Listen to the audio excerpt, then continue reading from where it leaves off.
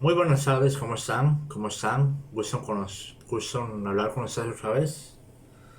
De nuevo aquí en las historias de sabiduría. Muchas gracias por estar compartiendo mis videos, se los agradezco. A lo que entiendo, tenemos cerca de 30 personas nuevas en suscripciones. Él es Pipe, él es mío, para que sepan. Vaya gordo, vea. Tiene 6 meses. Gordo, vea. Ahí, está, ahí lo están viendo, vea. Gordo, ahí lo están viendo todo el mundo, vea. Lo están viendo todo el mundo. A los que están, a los suscriptores de México, que le agradezco al canal Jorgito Marín Original, un explorador urbex de México, de Yucatán. Gracias por el apoyo, gracias por la mención del canal. Y las personas que se unieron de parte de él, me gustaría que por favor distribuyan y que compartan mis videos para conseguir más gente. Vamos hoy a retomar la lectura de Pablo, su vida y sus epístolas. Este libro es un estudio de la vida de Pablo, del apóstol Pablo, de los viajes, de todo lo que él hizo. En el canal hay varios videos de él. Yo he leído el libro, vamos por déjame ver, capítulo 13. Son 50 capítulos. Entonces, ahorita vamos a empezar con uno, con el que sigue, posiblemente haga dos, para aprovechar el tiempo y el aumento de suscriptores para hacer un buen video. Entonces, les agradezco mucho por la atención y por favor, muchas gracias. Que Dios me lo bendiga. Vamos a empezar. Pipe, quieto, Pipe.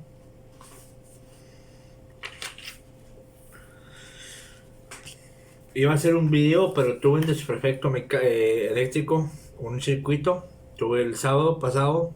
Entonces, hasta ahorita lo voy a volver a hacer. Me disculpo.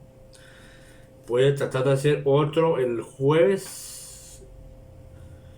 El, el viernes a la tarde no puedo porque tengo un ensayo de un recital que tengo en la iglesia. Entonces no voy a poder asistir. Tal vez el sábado en la tarde. Tal vez no estoy seguro. Voy a ver. Pero voy a seguir con el libro hasta terminarlo. Y después seguiré con la guía de Pilares de la Salud. Es otro libro que estoy leyendo. Les recomiendo que lo vean. Porque es un libro directamente para las personas que tienen problemas de la salud. Pilares de la Salud. Bueno, empezamos. Pablo y sus epístolas. Lección 13. Días de actividad en Antioquia de Pisidia. Permítanme. Ya. Que sacar un poco más de... Tengo otra lámpara aquí. Gracias. Repito. Día de actividad en Antioquia de Pisidia. Juan Marcos vuelve a Jerusalén. Eso está en Hechos capítulo 12, versículo 25. Y Hechos 13, versículo 5 y versículo 13. Okay. Cuando Pablo y Bernabé, recuerden que ellos dos fueron los que empezaron con... Primero empezó Pablo a hacer los viajes, después Bernabé se unió. Salieron de Antioquia para la isla de Chipre. Iba con ellos un pariente de Bernabé llamado aquí Juan. Pero en Hechos 15:37 cambió a Juan Marcos. Que ese es el famoso Marcos de los evangelios. Si mal no me equivoco.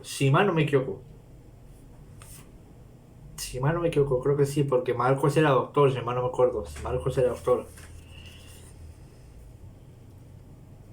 La casa de la madre de Juan en Jerusalén era un centro de actividad y concilios cristianos. Referencia Hechos 12:12. Y tenían a Juan como ayudante. Juan Marcos probablemente acompañó a estos dos misioneros en parte para atender a todos los asuntos de viajes y de hospedaje, y en parte también como misionero ayudante. Recordaréis que los misioneros atravesaron la isla hacia el oeste, predicando de villa en villa hasta llegar a Pafos, donde dieron a conocer su mensaje. Es que, oiga, es que él es un metido, perdón la disculpa. Su mensaje hasta la sombra del famoso templo de Afrodita. Hubo muchas conversiones y todo marchaba bien hasta que el mago o curandero Elimas empezó a combatirlos, y Pablo, lleno del Espíritu Santo, lo reprendió, y aquí que quedó ciego al instante. Era la iglesia primitiva, era otro tipo de iglesia. Es que, oiga, es un bebé, él es un bebé y, perdón la expresión, jode la vida, perdón, man. Me está chupando los dedos ese bandido, porque él quiere jugar. Eran los tiempos, la iglesia primitiva era muy poderosa, era tan poderosa, los seguidores de los apóstoles eran igual de fuertes que ellos. Entonces, ellos oraban y el milagro hacía una vez. La iglesia perdió eso y hay que recuperarlo. Todo eso debió haber impresionado al joven Juan Marcos, que pensó: me alegro de venir en esta misión, es un trabajo glorioso y el Señor se manifiesta con nosotros. De Pafos, Pablo y sus compañeros, notad el lugar preferente como jefe o director que Lucas le da a Pablo. Se embarcaron con rumbo hacia el norte, al pueblo llamado Perga, en Panfilia. Quiero que vaya notando y vaya buscando en Google Earth o en el Maps esos lugares, para que usted vaya viendo o reconociendo los antiguos nombres que tenían antes. Recuerde que desde que murió y resucitó Jesús hasta la actualidad, los nombres en esa región han cambiado mucho. Son diferentes ahora, pero la región sigue siendo la misma, solo que ha cambiado la forma del paisaje. Era un pueblo poco hospitalario, de habitantes semi-bárbaros. Empero Juan se apartó de ellos y volvióse a Jerusalén. Es evidente en esta breve declaración de Lucas que el pequeño bando misionero sufrió una crisis en su campaña después de desembarcar en las costas de Panfilia. Juan los dejó bajo circunstancias que hicieron una impresión muy profunda en Pablo y que no pudo olvidar en muchos años. Hechos 15, versículo 36 al versículo 39.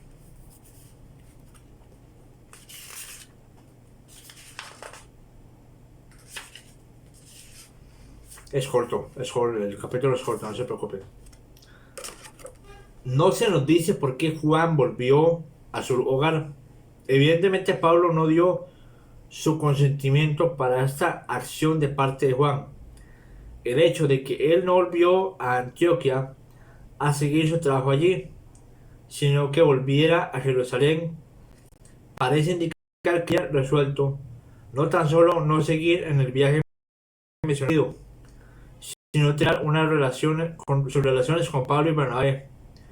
Juan era joven y probablemente nunca se había separado del hogar. Quizás sentía nostalgia para los suyos, pero por mucho que simpaticemos con la juventud entristecida por estar lejos de su hogar, tenemos que admitir que no hay tristeza ni pena que constituya una disculpa para no cumplir nuestro deber. ¿No fue Jesús quien dijo: ninguno que mira atrás después de haber puesto la mano en el arado es apto para el reino de Dios? Quizás no fuera la tristeza, sino el no querer en misiones a los extranjeros, lo que hizo que Juan Marcos abandonase el trabajo. Como judío, tendría el prejuicio contra la evangelización de los gentiles tan común entre su pueblo. Los judíos ortodoxos son muy radicales en que solo ellos pueden leer la Torá y estudiar la Torá. Recuerden que la Torá es los primeros 5 libros de la palabra. En esos está la ley. Después de ahí vienen cartas. Samuel, Isaías, Salmos. Todo eso son pergaminos que se encontraron y se añadieron aquí a la palabra, al libro. Entonces, vean.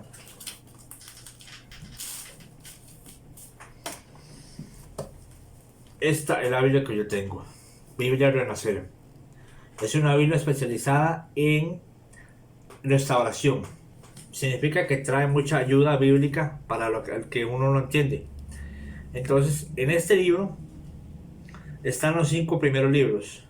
Después vienen las cartas, vienen los profetas menores y mayores.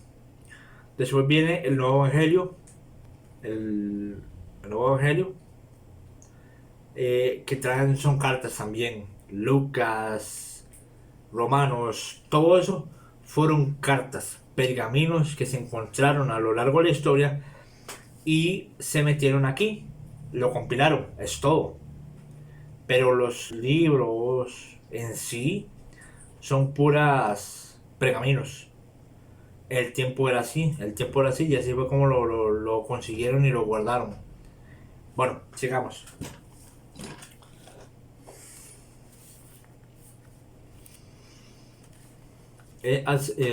Perdón por la explicación, pero para recuperar, los judíos no creían que la demás gente fuera del área ocupaban evangelizarse, ocupaban la palabra. Ellos no creían eso. Ellos decían, no, con nosotros que basta y con nosotros que vayamos estamos bien, no. Pero Pablo, el apóstol Pablo, dijo, no, tenemos que ir a dejar la palabra, tenemos que ir a enseñarle a ellos a ser como nosotros y que ellos también aprendan a cómo hablar la palabra. Por eso, en un tiempo, Pablo y Pedro se separaron. Si usted se pone a analizar, busque en internet si quiere la historia de la Iglesia Católica desde el principio. Y de cierta manera, la religión católica es una rama de los cristianos originales, de los cristianos primitivos. Es una rama que se dividió y tomó un camino algo diferente. ¿Ven? Pero en sí, la línea de la raíz sigue ahí. Solo que muy pocos dicen, no, yo voy a seguirla. Muy pocos, para que sepan que muy pocos.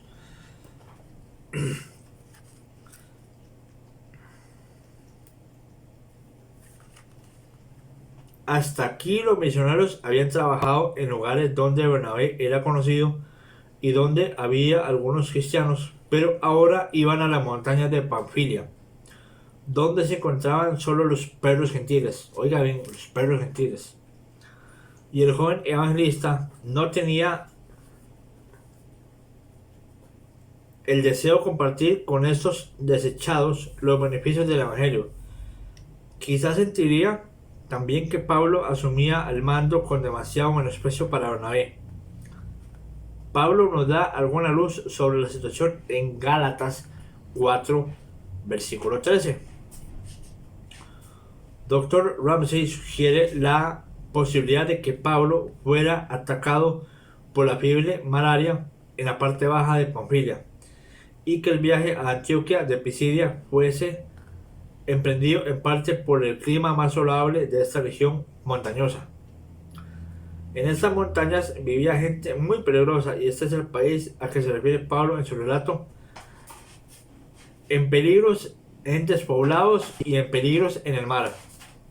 Segunda Corintios 11:26.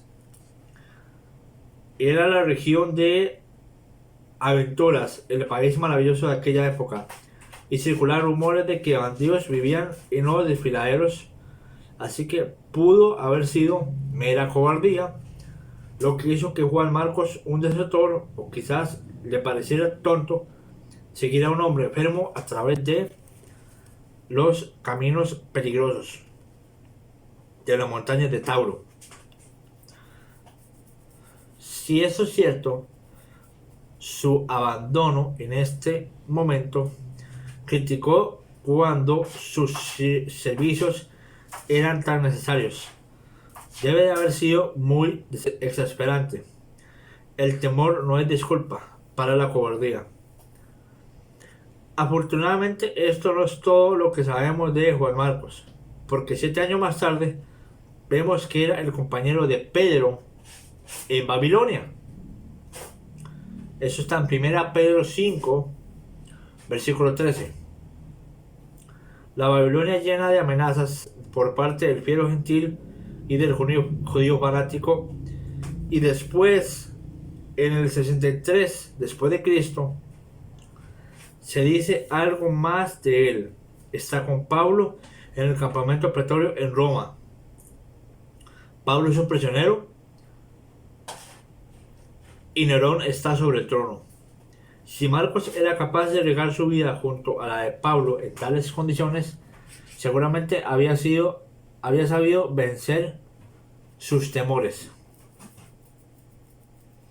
La última mención de Juan Marcos es de 2 o 3 años más tarde. Ya por esta época es un hombre de mediana edad y compañero de Timoteo en la ciudad de Efeso. Pablo es aún un prisionero en Roma, pero está ahora en la cárcel Mamertino, y viejo, cansado, casi sin amigos, solo en su celda, con mano temblorosa, le escribe a Timoteo: procura con diligencia venir presto a mí. Recoge de paso a Marcos y tráele contigo. Segunda Timoteo 4, versículo 9 y versículo 11. Parte 2 del capítulo. Hacia Antioquía de Pisidia. Hechos 13, versículo 14. Pablo, enfermo de cuerpo, pero sin temor y lleno de determinación, llevó al fiel Bernabé con él en su viaje de 160 kilómetros. 160 kilómetros a través de los casi intransitables promontorios del sur de Asia Menor a Antioquía de Pisidia, una ciudad considerable con una gran colonia judaica que estaba a unos 1100 metros sobre el nivel del mar y se encontraba en un camino real romano que había hecho el emperador Augusto César. Era el centro del Regio, una subdivisión de la provincia de Galacia. Parte 3. Escuchen esto. Predicando a Jesús en Antioquía de Pisidia. Hechos 13, versículo 14 al versículo 41. Ahí está todo lo que pasó. La condición física de Pablo no le impidió que fuese a la sinagoga el primer sábado que se encontró en la ciudad. Sin conocer a nadie, estos misioneros se encontraron en la sinagoga y se sentaron en la congregación. Aquí se puede ver lo que era una sinagoga y conocer algo de su culto, cuyas principales formas eran las siguientes: 1. Oraciones y la apertura ritual. 2. Lectura de las escrituras. Primero, la lección de la ley, y segundo, la lección de los profetas. 3. Una plática o un sermón. Ahora quiero añadir esto. Ustedes que dijeron sábado, recuerde, y creo que usted lo puede ver en el calendario, el primer día de la semana es domingo. Lunes, martes, miércoles, jueves, viernes, sábado. Sábado es el último día. Los judíos el sábado lo celebran como si fuera el domingo actualmente. Es extraño, pero en sí así debería ser. Pero realmente yo como creyente celebro a Dios todos los días. Tengo que celebrarlo todos los días. No ocupo estar en un lugar determinado, en un día determinado, no, lo tengo que celebrar todos los días.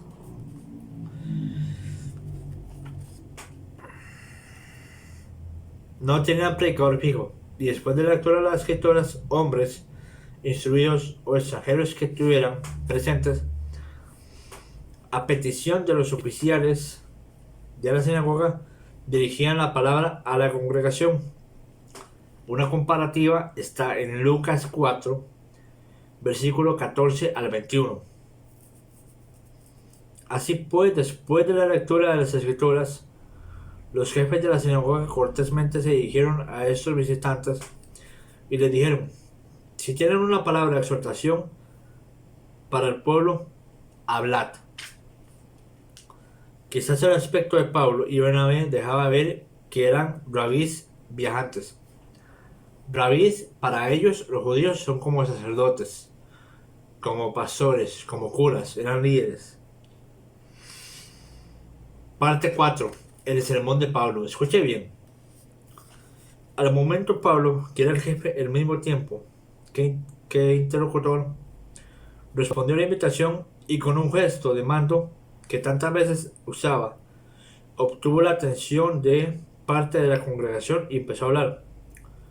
Lucas nos da una breve relación de este discurso tan lleno de interés. Es un ejemplo de la forma de argumentación de Pablo y se nota aquí como tal.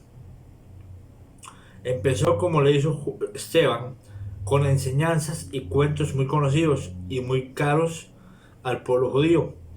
Recordó cómo Dios había librado a Israel de la esclavitud en Egipto con Moisés y los había llevado a través de los peligros del desierto. Hace el recorrido por la historia gloriosa de los judíos hasta David. Y al hablar de este rey tan querido por todos los judíos, dijo que Jesús era el hijo de David que había sido prometido. Es cierto, Jesús es descendiente de David, es la línea descendiente de los parientes de todos ellos, de todas las esposas, de toda la rama, que todos, todos salimos de Adán. Pero después el padre de las naciones se convirtió en Abraham. Después vino Israel, y después vino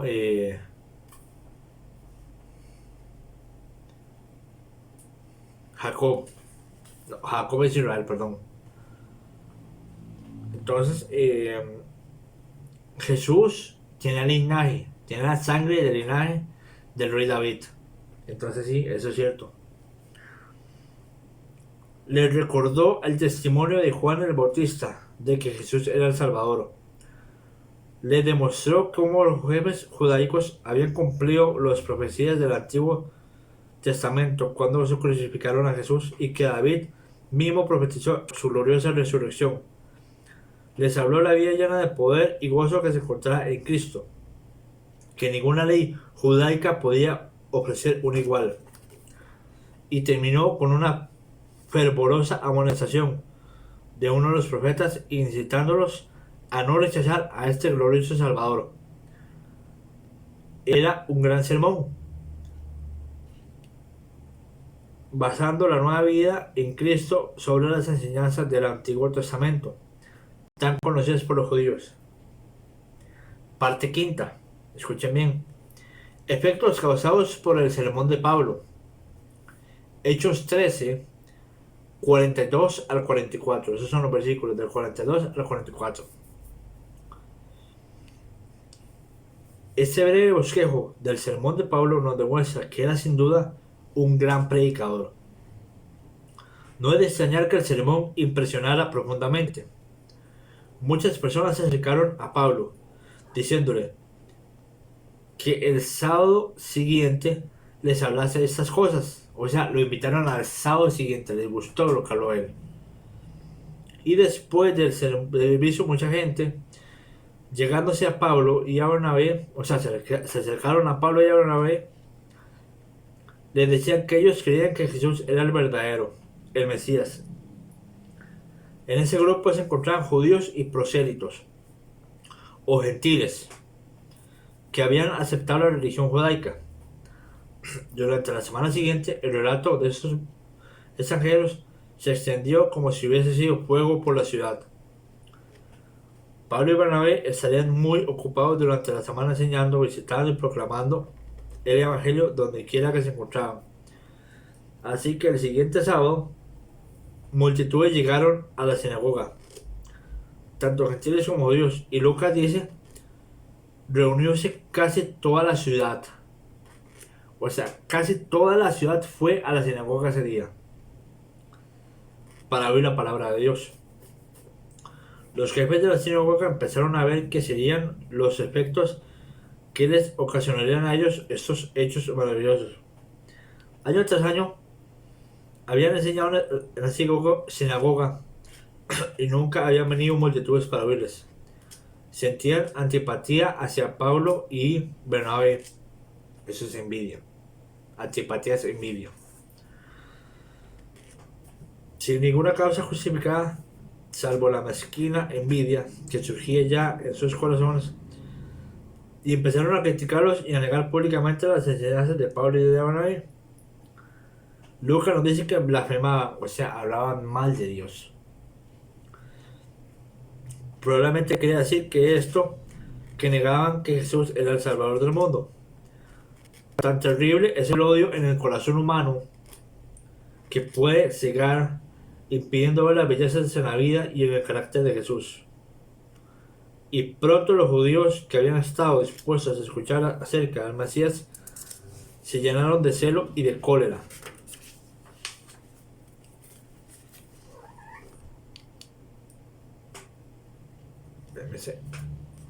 Cuando vieron que Pablo y Bernabé ofrecían a aquellos que no obedecían a la ley judaica la misma vida de gozo en Cristo Jesús.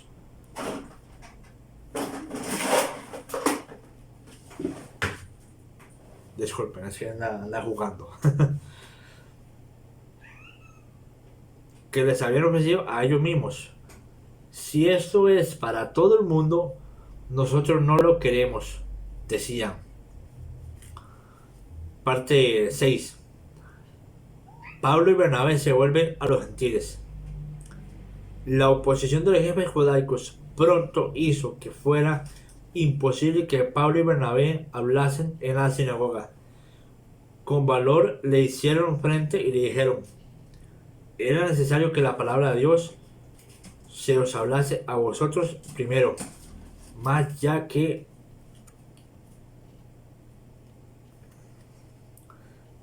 lo rechazáis y no os juzgáis dignos de la vida eterna. Y aquí nos volvemos a los gentiles, porque así nos lo ha mandado el Señor, diciendo, te he puesto por luz a los gentiles, a fin de que seas para la salvación hasta lo último de la tierra.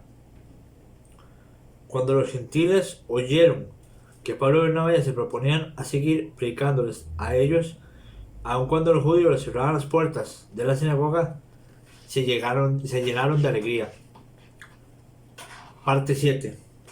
Echados fuera de la ciudad. Hechos 13, versículo 49 al versículo 52.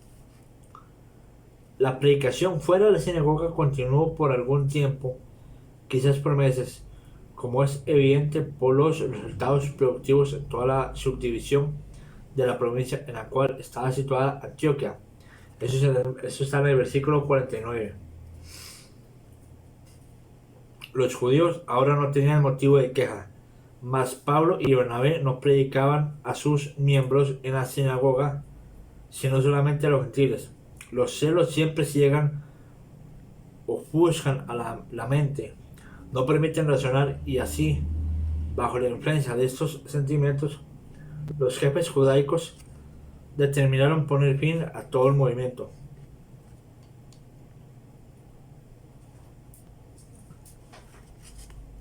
Permíteme.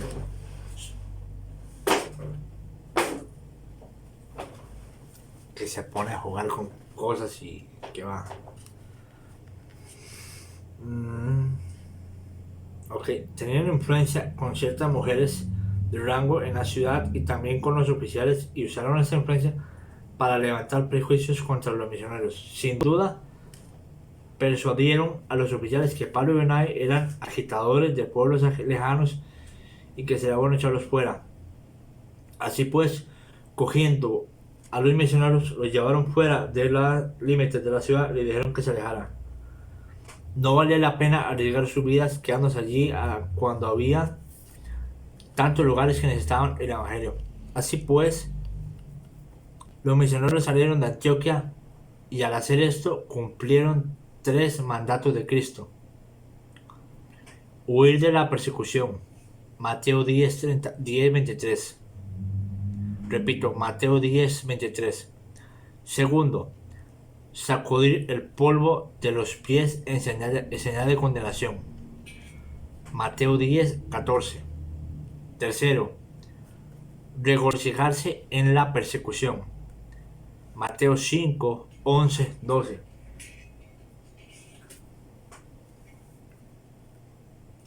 Ellos no estaban desanimados, porque creían que habían sembrado la semilla que en su tiempo daría fruto y en abundancia.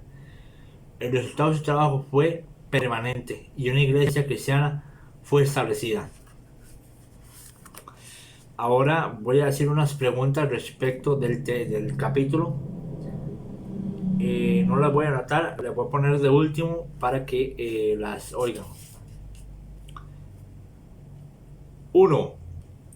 Después de Chipre, ¿qué región fue la que visitaron Pablo y Bernabé? 2. ¿Por qué creéis que Juan Marcos volvió a su casa? 3. Dad las posibles razones por las cuales los misioneros fueron enseguida al interior, o sea, a las montañas. 4. Dígase algo a la primera reunión en Antioquia de Pisidia. 5. El sermón de Pablo consistía en 4 partes. Una introducción histórica, el Mesías era Jesús, la muerte y la resurrección de Jesús, la salvación por el medio de la fe en Cristo Jesús. Designe los versículos que correspondían a estas subdivisiones. O sea, él dijo 4 cosas. Tienen que buscar los versículos de cada cosa. Son cuatro estructuras de palabra. En el versículo 33, ¿qué versículo del Salmo 22 es citado? Es dicho. 7. En el versículo 35, la cita es del Salmo 16. ¿Cuál versículo? 8. En el versículo 41, la cita es del libro de Habacuc, con H. Capítulo 1. ¿Cuál versículo? 9. ¿Qué hizo Pablo después de que le cerraron las puertas de la sinagoga? 10. Desde su salida de Antioquia en este viaje misionero, ¿qué ciudades visitó Pablo? ¿Qué incidentes de importancia acaecieron en estas ciudades?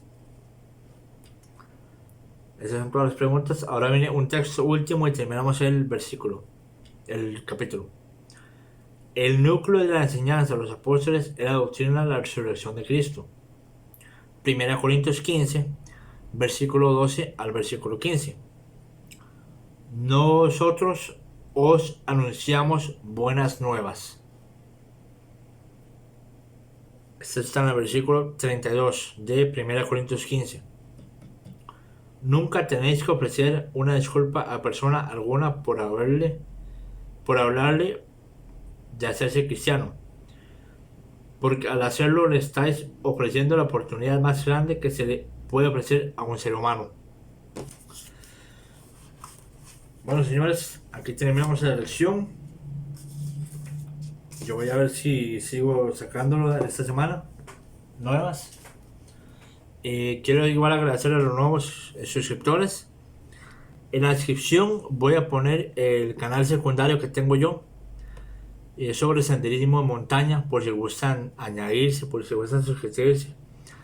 Y por favor, si les gustó lo que escucharon, si les gustó lo que dijeron o lo que oyeron, por favor, háganme el favor de distribuir, compartir, comentar.